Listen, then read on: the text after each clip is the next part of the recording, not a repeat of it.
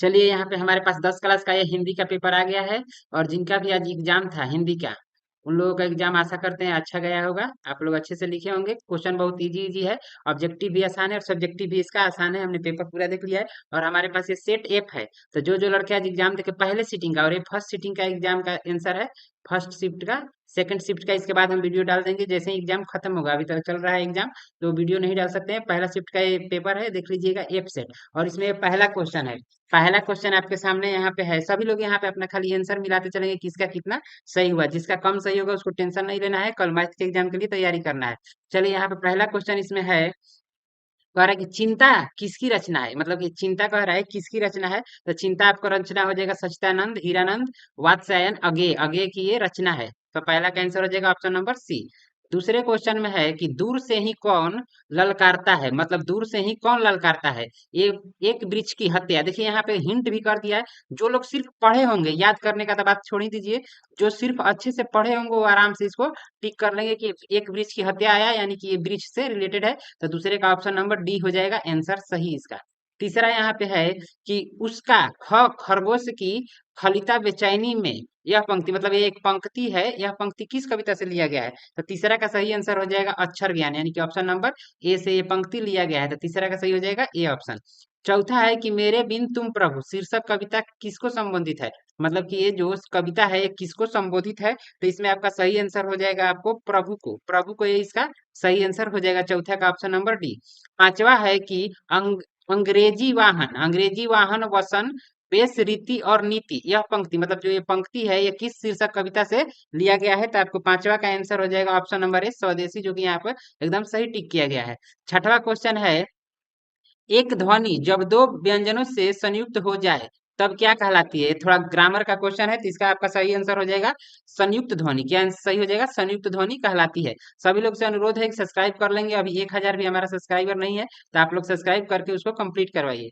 सातवां क्वेश्चन है कि भ का उच्चारण स्थान। मतलब कि मुंह से जब भ बोलेंगे तो हमारा उच्चारण स्थान क्या होगा। तो ये सब क्वेश्चन हर साल और हर पेपर में किसी भी क्लास का आप दीजिए एग्जाम, उसमें आता ही आता है। भ के जगह पे कुछ और पूछ देगा, लेकिन उच्चारण स्थान जरूर पूछेगा। तो सातवां का आपको सही आंसर हो जाएगा ओट से। आप बोल के देखिए, ओट से ही इसका निकलेगा। तो सातवां का हो जाएगा ऑप्शन नंबर सी।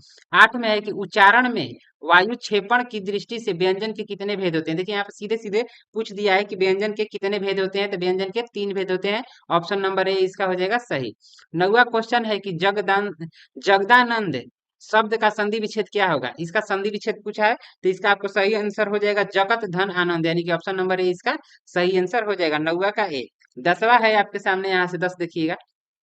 निम्नलिखित में से अशुद्ध शब्द कौन है। अशुद्ध शब्द बताना है कि अशुद्ध शब्द कौन है। तो निवृत्ति, निवृत्ति जो लिखा है अशुद्ध है, लिखावट इसका गलत है। तो इसका सही आंसर हो जाएगा ऑप्शन नंबर डी। 11 में है कि मदुरै पंडित लोगों की दूसरी राजधानी है। मदुरै पंडित लोगों की दूसरी राजधानी है, मतलब कि एक क्वेश्चन है जो यह कहाँ से लिया गया। यह एक पंक्ति है, ये इसका कोई मतलब मत निकलिए, यह एक पंक्ति है, कहाँ से लिखा हुआ है, मतलब इसका बताना है आंसर। तो 17 का हो जाएगा आपको तुलनात्मक व्याकरण में। तुलनात्मक व्याकरण में ये वाली पंक्ति लिखी गई है, यानी 11 का ऑप्शन नंबर हो जाएगा सी। 12 नंबर क्वेश्चन में है कि पपाती बेहोश बेहोश सी क्यों पड़ी थी। मतलब पपाती बेहोश क्यों हो गई थी, ये पूछ रहा है। तो 12 का आंसर हो जाएगा बुखार की तेजी के कारण, और ये एकदम सही टिक लगाया हुआ है। 12 का हो जाएगा डी। 13 में है कि माँ को, माँ एक सेकंड दीजिए, यहाँ पे हम, हाँ दिख रहा है क्वेश्चन। 13 में है कि माँ को रखने का ठेका सिर्फ उसी ने तो नहीं ले रखा। ये भी एक पंक्ति है, ये किसने कहा था, मतलब ये कथन किसने कहा था। तो ये कैलाश ने कहा था। किसने कहा था, कैलाश ने ये पंक्ति कहा था। आगे है 14 नंबर में कि नानकाना साहब अब कहाँ है। मतलब इनका जो नानकाना साहब स्थान है वो किस देश में अब पड़ता है। तो अब ये पाकिस्तान में चला गया है विभाजन के बाद। तो 14 का हो जाएगा बी। 15 है कि सहेली किसकी रचना है। सहेली एक रचना है, किसकी रचना है। तो 15 का हो जाएगा गुरु नानक की एक रचना है। गुरु नानक की रचना है सहेली। 16 नंबर क्वेश्चन में है कि सिखों के 5वें गुरु कौन थे। सिखों के 5वें गुरु कौन थे। तो गुरु अर्जुन देव, गुरु अर्जुन देव, यानी कि 16 का ऑप्शन नंबर डी हो जाएगा सही।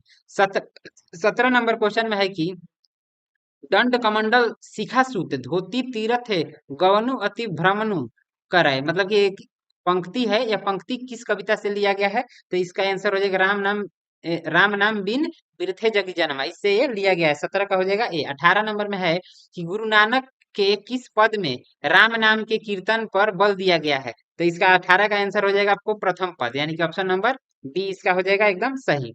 19 में है कि पिछानी शब्द का अर्थ क्या है। पिछानी शब्द का अर्थ क्या है, तो 19 का ऑप्शन नंबर हो जाएगा पहचानी। पिछानी शब्द का अर्थ ही होता है पहचानी। 20 में है कि निम्न में कौन कवि पठान राजवंश में उत्पन्न हुए थे।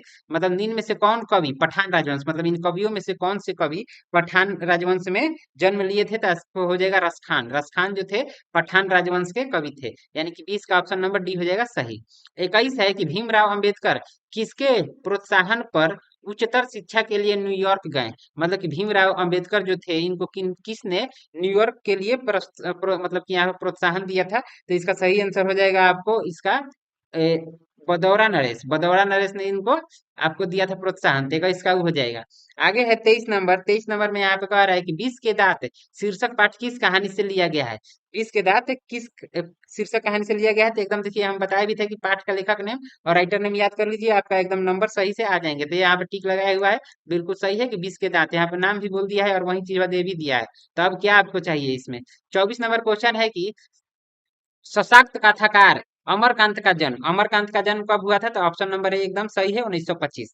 25 नंबर क्वेश्चन में है कि यह किसने कहा कि 11 रुपए साड़ी के खूट से निकाल कर यही चरपाई पर रखे। मतलब कि ये किसने कहा था, तो 25 का आपको सही आंसर हो जाएगा रिश्तेदार की पत्नी ने ये कहा था।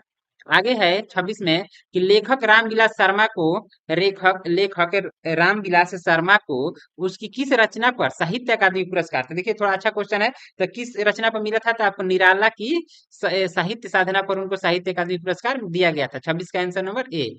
27 में है कि यथेष्ट शब्द का अर्थ क्या है, मतलब इसका अर्थ क्या है, तो इसका प्रयास हो जाएगा सही आंसर।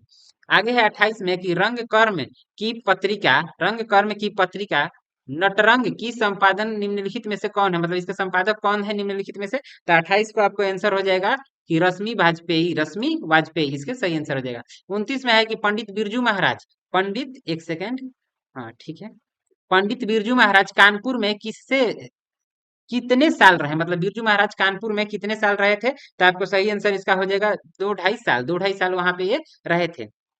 आगे है 30 में कि निम्नलिखित में से कौन सी रचना अशोक वाजपेयी की है। इसमें से कौन सी रचना अशोक वाजपेयी की है, तो कविता का जनपद किसने लिखा था, तो अशोक वाजपेयी ने। तो 30 का हो जाएगा ऑप्शन नंबर ए। 31 है कि कवि रसखान को पुष्टि मार्ग में दीक्षा किसने दी, मतलब 31 में कह रहा है कि रसखान को पुष्टि मार्ग में दीक्षा किसने दी थी, तो 31 का सही आंसर ऑप्शन नंबर ए हो जाएगा स्वामी विट्ठलनाथ, इसका सही आंसर हो जाएगा। 32 में है कि किसकी रचनाओं में मुक्त होकर भारतेंदु हरिश्चंद्र ने कहा था इन मुसलमान हरिजन पौ कोटि हिंदू वारिये, मतलब कि ये क्यों कहा था उन्होंने, मतलब कि किस रचना से मुग्ध होकर उन्होंने कहा था, तो ये बताना है। तो 32 का आपको आंसर हो जाएगा रसखान की रचना से ये कहा था उन्होंने, 32 का बी। 33 में है कि कवि धनानंद का जन्म किस वर्ष हुआ था। सीधे जन्म मरण से पूछ दिया है क्वेश्चन कि इनका जन्म कब हुआ था।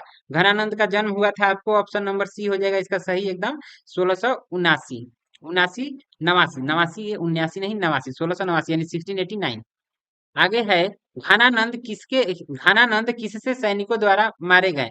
घानानंद किसके सैनिकों द्वारा मारे गए, मतलब कि किसके सैनिकों ने घानानंद को मारा था, तो इसको आंसर हो जाएगा नादिर शाह। नादिर शाह यहाँ पे बिल्कुल सही ऑप्शन है डी। 35 देखिए, 35 में कह रहा है कि भारत सौभाग्य नाटक किसकी रचना है। भारत सौभाग्य नाटक 35 में पूछ रहा है किसकी रचना है, तो आंसर हो जाएगा ऑप्शन नंबर ए प्रेमघन, किसकी रचना है, तो प्रेमघन की। आगे है 36 में मनुज भारती देखी कोऊ सकत नहीं पहचान, यह पंक्ति किस कविता से लिया गया है, तो इसका आपको आंसर हो जाएगा स्वदेशी। 36 का ऑप्शन नंबर बी एकदम सही है। 37 में कह रहा है कि बद्री नारायण चौधरी प्रेमघन ने किस मासिक पत्रिका का संपादन किया था, मतलब इन्होंने कौन सी पत्रिका लिखी थी, तो ये हो जाएगा ऑप्शन नंबर सी कादम्बरी एकदम सही। 38 है कि ग्रम्या किसकी रचना है। 38 में कह रहा है कि ग्रम्या किसकी रचना है, तो सुमित्रा नंदन पंत की ये रचना आ जाएगी ऑप्शन नंबर डी। 39 में है कि सुमित्रा नंदन पंत के पिता का नाम क्या था। सुमित्रा नंदन पंत के पिता का नाम क्या था, तो आपको हो जाएगा गंगादत्त पंत। ये देखिए एकदम एकदम आसान आसान से इस सबसे क्वेश्चन, पिता का नाम माता का नाम जन्म मरण ये सब पूछ दिया है, तो हार्ड पेपर नहीं कर सकते हैं, पेपर इजी था, आप लोग लिख सकते हैं इतना, और 85 क्वेश्चन इनमें से करना था। आगे है 40 में कि रामधारी सिंह दिनकर के पिता का नाम क्या था। रामधारी देखिए फिर यहाँ पिता का नाम पूछ दिया है, आपका पिता का नाम क्या था, तो Ravi Singh, option number B हो जाएगा इसका सही। आगे है, देखिए यहाँ से पूछ दिया है कि रोन नदी कहाँ पे है, तो थोड़ा जियोग्राफिकल क्वेश्चन है, लेकिन ठीक है, पेपर लायक है कि रोन नदी कहाँ पे है, तो रोन नदी आपको मिल जाएगी दक्षिण फ्रांस में, रोन नदी है। आगे है 42 में कि विनोद कुमार शुक्ल को किस वर्ष साहित्य अकादमी पुरस्कार, इसमें पूछ दिया है आपको, साहित्य अकादमी पुरस्कार से पुरस्कृत किया गया था, तो इसको हो जाएगा 1990। 42 का ऑप्शन नंबर हो जाएगा 1990।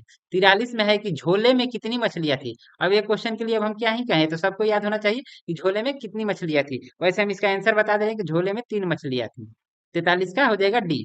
44 है कि भैया मछली अभी कट गई, यह किसने पूछा, मतलब ये किसने पूछा था कि मछली अभी कट गई, तो इस 44 का आंसर हो जाएगा सत्तू ने। ये किसने कहा था, सत्तू ने। इधर का ध्यान नहीं देना है, जो हम टिक करवाए वही ध्यान देना है, सत्तू ने इसका सही आंसर हो जाएगा। आगे है कि गीतकार गुलजार की कविताओं का संपादन यतीन्द्र मिश्र ने किस नाम से किया, मतलब इन्होंने किस नाम से किया था, तो ये हो जाएगा यार जुलाहे, यार जुलाहे नाम से इन्होंने किया था। आगे है 46 नंबर क्वेश्चन में कि अमीरुद्दीन अमीरुद्दीन के बड़े भाई का नाम क्या था। यहाँ पे पूछ दिया है कि इनके बड़े भाई का नाम क्या था, तो इनके बड़े भाई का नाम था शमसुद्दीन। ये अमरुद्दीन के बड़े भाई का नाम शमसुद्दीन। आगे है कि बिस्मिल्लाह खां कौन सा वाद्य यंत्र बजाते थे। अब इस क्वेश्चन के लिए क्या ही कहा जाए, वो क्या बजाते थे, तो शहनाई बजाते थे, सबको पता होगा। आगे पूछ रहा है कि किस स्थान पर मरण की मंगलम माना जाता है, मतलब काशी में यहीं पे सब अंतिम क्रियाकलाप होता है, तो 48 का हो जाएगा आपको ऑप्शन नंबर ए। आगे 49 में है कि गांधी जी को किसने महात्मा कहा था, Rabindranath Tagore, option number B एकदम सही हो जाएगा। 50 में है कि कोई संस्कृति इतने रत्न भंडार से भरी हुई नहीं है जितनी हमारी अपनी संस्कृति है, यह कथन किसका है, मतलब कि इस कथन को किसने कहा था, तो इसका सही आंसर हो जाएगा महात्मा गांधी। महात्मा गांधी जी ने एक कथन कहा था, 50 का सी। आगे है कि संग्रह शब्द में उपसर्ग क्या है। 51 में कह रहा है कि संग्रह शब्द में उपसर्ग क्या है, तो सम उपसर्ग इसमें लगा हुआ है। 52 में कह रहा है कि सप्ताह शब्द का विशेषण क्या है, सप्ताह। सप्ताह शब्द का विशेषण, मतलब इसका विशेषण क्या हो जाएगा, तो इस साप्ताहिक, इसका विशेषण हो जाएगा साप्ताहिक। एकदम इजी इजी ये सब क्वेश्चन है, सबको होना चाहिए था ये। आगे है 53 में कह रहा है कि दार्शनिक शब्द में प्रत्यय क्या है, मतलब इसमें बताना है कि कौन सा प्रत्यय लगा हुआ है, तो इसमें आपको लगा है अनीय प्रत्यय, दार्शनीय, दर्शनीय, दर्शनीय, तो अनीय लास्ट में आ रहा है, तो अनीय प्रत्यय इसका एकदम सही हो जाएगा। 54 है कि शरणागत शब्द में कौन सा समास है, देखिए समास से क्वेश्चन आया है कि शरणागत शब्द में कौन सा समास है, तो तत्पुरुष समास, ऑप्शन नंबर ए एकदम सही हो जाएगा। 55 में है कि ध्यान में मग्न साधक यह कौन पदबंध है, मतलब ध्यान में मग्न साधक यह कौन पदबंध है, तो पदबंध से ज्यादातर क्वेश्चन 12वीं क्लास में पूछा था, लेकिन यहाँ पे भी आ गया है, तो इसको आपको आंसर आप लोग करके इसको बता दीजिएगा कि इसका आंसर क्या होगा, हमको थोड़ा सा अभी इसमें डाउट है। आगे देखिए 56 नंबर में देखिएगा तो है रचना की दृष्टि से वाक्य के कितने प्रकार है। अब इसमें क्या कहा जाए, अब ये जो गलत करके आया होगा उसको जीने का अधिकार ही नहीं है। आगे है 57 नंबर में कि हमारे जवानों को देखकर दुश्मन भाग गए, हमारे जवानों को देखकर दुश्मन भाग गए, यह किस वाक्य का उदाहरण है, यह किस वाक्य का उदाहरण है, तो ये सरल वाक्य का उदाहरण है, नॉर्मल वाक्य है कि हमारे जवानों को देखकर दुश्मन भाग गए, तो सरल वाक्य इसका सही आंसर हो जाएगा। आगे है कि माँ ने बच्चों को सुलाया, यह किस कारक का उदाहरण है, माँ ने बच्चों को सुलाया यह किस कारक का उदाहरण है, तो माँ ने, इसमें देखिएगा ध्यान से, तो 58 का सही आंसर हो जाएगा संबंध, संबंध कारक इसमें लगा हुआ है, 58 का सी। 59 में है निम्नलिखित वाक्यों में कौन कौन मिश्र वाक्य हैं, कौन कौन मिश्र वाक्य हैं, तो 59 का आपको सही ऑप्शन नंबर ए हो जाएगा, इसको आप लोग पढ़ लीजिएगा, यही इसका आंसर होगा। 60 में है कि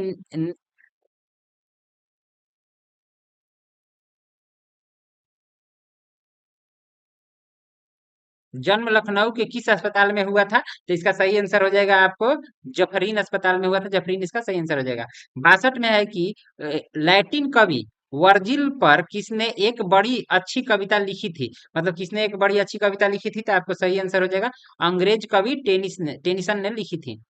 63 में है कि सिक्कत शिक्षक, शिक्षक शब्द का क्या अर्थ है, मतलब इसका अर्थ क्या है आखिर, तो इसका अर्थ होता है मोम, इसका अर्थ होता है मोम।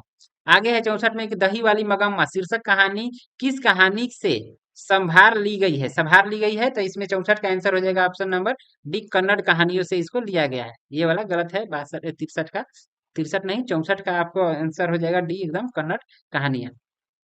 65 में है कि औलूर के पास किस गांव की रहने वाली निम्न में से कौन थी, औलूर के पास किसी गांव की रहने वाली, मतलब उसका गांव था औलूर, इसमें से किसका गांव औलूर था, ये आप लोगों को बताना है, तो मगम्मा, मगम्मा वहीं की थी। 66 नंबर में है कि बारिश होते देखे किसे लग रहा था जैसे इस बार भी बाढ़ आएगा, मतलब कि ये किसको ऐसा लग रहा था, तो ये लग रहा था आपको लक्ष्मी को, लक्ष्मी को ये लग रहा था। आगे है 67 में कि ढाते विश्वास ढाते विश्वास सही आंसर हो जाएगा सातकोड़ी होता। ये गलत आंसर लगा के आई है। 67 का आंसर हो जाएगा ऑप्शन नंबर सी। 68 में है यहाँ पे कि तीर गिरे निष्णात डॉक्टरों के एक मत होकर पागल का निगेटिव प्रकट किया है। तो इसमें से पूछ रहा है तो इसका सही आंसर हो जाएगा आपको 68 का। फिर से पढ़ने दीजिए एक बार। 68 में कह रहा है कि तीर गिरे निष्णात डॉक्टरों के एकमत होकर मंगू के पागलपन का क्या निदान प्रकट किया। तो इसका आंसर होना चाहिए बी ऑप्शन। इसका आंसर होना चाहिए कुछ कहा नहीं जा सकता इसका, यानी 68 का ऑप्शन नंबर बी होना चाहिए। आगे चलिए 69 में देखिए कि मंगू किस समय से पागल थी। तो मंगू तो जन्मे से पागल थी, ऑप्शन नंबर ए हो जाएगा। आगे है 70 के लेखक सुजाता रचित कहानी का नाम क्या है। मतलब इस कहानी का नाम क्या है। तो नगर। सुजाता ने नगर कहानी के लेखक कौन है। सुजाता। हम एक बार बताए भी थे कि लेखक नेम राइटर नेम याद कीजिए, 10 नंबर आपको कोई नहीं रोक सकता है। तो यहाँ से देखिए इसमें आ गया किसी किसी का माता पिता का नाम पूछ दिया, तो 10-15 नंबर तो एकदम इजी है इसमें, बस कुछ टॉपिक पढ़कर। आगे है 71 नंबर में। 71 में कह रहा है कि निम्नलिखित में से प्रश्नवाचक। अब इसके लिए अब हम क्या ही कहें, पहला दूसरा का जो लड़का पढ़ता होगा वो प्रश्नवाचक चिन्ह जानता है कि इसको प्रश्नवाचक चिन्ह कहते हैं। 72 में है कि निम्न भाषाओं में से किस भाषा को देवनागरी लिपि। देवनागरी लिपि कौन है, हमारी हिंदी, ऑप्शन नंबर डी। 73 में है कि निम्न में से कौन व्यक्तिवाचक संज्ञा है। मतलब व्यक्तिवाचक संज्ञा कौन है, व्यक्तिवाचक संज्ञा इनमें से कौन है। तो दिवाली। दिवाली व्यक्तिवाचक संज्ञा हो जाएगा। आगे है कि प्रवेश शब्द कौन लिंग है। मतलब प्रवेश शब्द स्त्रीलिंग है कि पुल्लिंग, ये आप लोगों को बताना है। तो 74 का आंसर हो जाएगा आपको पुल्लिंग। प्रवेश पुल्लिंग शब्द है। आगे है 75 में कि दाता शब्द का स्त्रीलिंग रूप क्या है। तो दात्री, option number C. Option number C इसका हो जाएगा एकदम सही। 76 में है कि निम्न में से तत्सम शब्द कौन है। निम्न में से तत्सम शब्द कौन है। तो 76 का हो जाएगा आम्र में तत्सम शब्द लगा हुआ है, तो इसका हो जाएगा 76 का सी। 77 में है भाग्यवान शब्द का स्त्रीलिंग रूप क्या होगा। भाग्यवान शब्द का स्त्रीलिंग हो जाएगा भाग्यवती। भाग्यवती, ऑप्शन नंबर डी। आगे पूछ रहा है कारक के कितने भेद होते हैं। तो कारक ऐसा क्वेश्चन ही नहीं पूछना चाहिए। कारक के कितने भेद होते हैं सबको पता है, 8। आगे चलिए 69 में कि कर्ता कारक की विभक्ति चिन्ह क्या है। तो कर्ता ने, कर्ता ने, कर्ता ने, ये सबको पता होगा। तो 69 का 79 का हो जाएगा ऑप्शन नंबर बी। 80 में है कि वाक्य में क्रिया का फल जिस शब्द पर पड़ता है उसे क्या कहते हैं। तो उस शब्द को बोला जाता है कर्म। कर्म, कर्म बोला जाता है। आगे है 81 इच्छा। इच्छा शब्द का पर्यायवाची शब्द निम्न में से कौन है। इच्छा का पर्यायवाची बताना है। तो इच्छा का हो जाएगा कामना। मतलब हमारा इच्छा कर रहा है, यानी हमारी कामना कर रही है, उसी से मिलता जुलता है कामना, यानी इसका पर्यायवाची हो जाएगा कामना। आगे है 82 में कि गृहस्थ शब्द का विलोम क्या होगा। गृहस्थ शब्द का विलोम हो जाएगा, गृहस्थ कह रहा है ना, 82। 82 का हो जाएगा सन्यासी। गृहस्थ का मतलब जो घर के काम काज करता हो, और सन्यासी का मतलब जिसे घर से कुछ मतलब ना हो। तो गृहस्थ का विलोम हो जाएगा सन्यासी, ऑप्शन नंबर डी।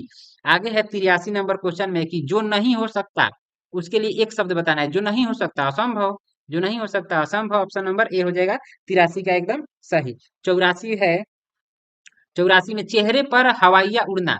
मतलब चेहरे का रंग उड़ जाना कह रहा है यही। तो इस मुहावरे का अर्थ क्या है। तो इस मुहावरे का अर्थ है घबरा जाना। मतलब कोई डरा जाता है तो चेहरे का रंग उड़ जाता है, तो वही कह रहा है मुहावरे का अर्थ क्या है। तो ए ऑप्शन एकदम सही है। आगे है 85 नंबर में कि इंद्र का पर्यायवाची शब्द। तो इंद्र का पर्यायवाची शब्द होता है महेंद्र, ऑप्शन नंबर इनमें से महेंद्र एकदम सही हो जाएगा, ऑप्शन नंबर बी। 86 है कि नमक शब्द का विशेषण क्या है। नमक, नमक शब्द का विशेषण नमकीन, ऑप्शन नंबर सी एकदम सही हो जाएगा। 86 का सी, 86 का सी। 87 देखिए कह रहा है कि एक सेकंड इसको हटाने दीजिए। 87 में कह रहा है कि काला अक्षर भैंस बराबर, काला अक्षर भैंस बराबर, इसका मतलब क्या है। इसका मतलब क्या है। तो इसका मतलब हो जाएगा निरक्षर, मतलब कि अनपढ़ है। क्या है, अनपढ़ है, मतलब पढ़ा लिखा नहीं है। आगे है 88 में कि राम खाता होगा। राम खाता होगा, कोई कह रहा है कि वो शायद पढ़ता होगा। तो संदिग्ध है ना, इसमें कुछ लग रहा है, तो संदिग्ध वाक्य हो जाएगा, यानी संदिग्ध वर्तमान। कोई कहता है कि जिसे वो पढ़ रहा होगा, तो शायद पढ़ भी रहा होगा, नहीं भी पढ़ रहा होगा। मतलब कि ये संदिग्ध वाक्य है, तो इसका ऑप्शन नंबर ए हो जाएगा, मतलब सी हो जाएगा संदिग्ध वर्तमान। मतलब कि अभी है और संदिग्ध में है। आगे है 79, 89 कि गिरोह शब्द में कौन सी संज्ञा है। गिरोह शब्द में कौन सी संज्ञा है। तो गिरोह, जिसे चोरों का गिरोह होता है, तो समूह बता रहा है। गिरोह समूह, यानी कि समूहवाचक सही हो जाएगा इसका आंसर। आगे है 90 में कि गवया शब्द में प्रत्यय क्या है। गवया शब्द में प्रत्यय क्या है। तो वया प्रत्यय है, गवया, वया प्रत्यय इसमें लगा हुआ है। 91 में है कि पेड़ से पत्ते गिरते हैं। पेड़ से, पेड़ से पत्ते गिरते हैं, इसमें से कारक बताना है। तो इसमें आपको सही आंसर हो जाएगा आपादान। आपादान अलग हो रहा है, अलग होने के लिए आपादान लगता है। यहाँ पे आगे है 92 नंबर में कि वर्तमान में वर्तमान हम पढ़ रहे हैं। सर्वनाम में कुल कितने भेद होते हैं? सर्वनाम के कुल कितने भेद होते हैं? तो ये सब लोगों को पता होगा कि सर्वनाम के कितने भेद होते हैं। सर्वनाम के 6 भेद होते हैं। ऑप्शन ए एकदम सही हो जाएगा। 93 में है कि ऐसा न हो कि कोई आ जाए, ऐसा ना हो कि कोई आ जाए, यह किस सर्वनाम का उदाहरण है? यह किस सर्वनाम का उदाहरण है? तो ये आपको उदाहरण है अनिश्चयवाचक सर्वनाम। निश्चय नहीं है कि कोई आएगा कि नहीं आएगा, तो अनिश्चयवाचक इसका सही आंसर हो जाएगा। जो संज्ञा और सर्वनाम की विशेषता बताए उसे क्या कहते हैं? जो संज्ञा और सर्वनाम की विशेषता बताए उसको क्या कहा जाता है? तो उसको बोला जाता है विशेषण। उसे क्या बोला जाएगा? विशेषण। जो संज्ञा और सर्वनाम की विशेषता बताए उसको क्या कहा जाता है? विशेषण। एकदम नॉर्मल नॉर्मल क्वेश्चन इस सबको कह सकते हैं।